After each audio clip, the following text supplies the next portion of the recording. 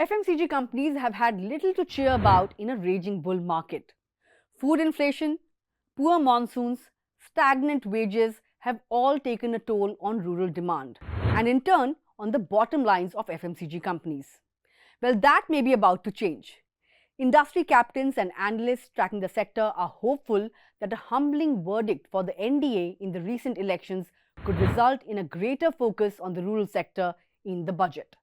Increased allocation for social sector spending and more welfare schemes could boost rural consumption and in the process could change the game for FMCG companies. Improving rural infrastructure, heightened rural connectivity and a thrust on capital expenditure are some of the measures seen boosting rural consumption. Now, economists at UBS expect a cyclical recovery in rural consumption in FY25, driven by higher allocations for social sector schemes based on recent state budgets and election promises.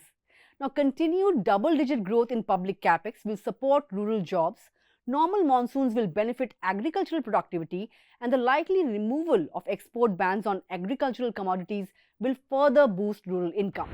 Over the last year, many states have boosted their budgets for welfare programs. These include enhanced cash transfers to farmers, bonuses above MSP and farm loan waivers, along with increased capital expenditure. Now, incentives to increase domestic production of edible oil, pulses, vegetables and fruits, expand dairy cooperatives, fisheries would bring down surging food inflation.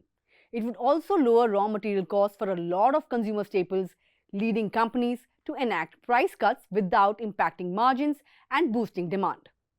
The key beneficiaries of increased rural demand are expected to be blue-chip, large-cap consumer staple players such as Dabur, Hindustan Unilever, Nestle or Godrej Consumer. Beverage and discretionary categories, along with companies expanding their geographical footprints, are expected to outperform other FMCG peers. Now, Axis Securities expects Nestle, Jyothy Labs and Varun Beverages to lead the overall revenue growth for the sector.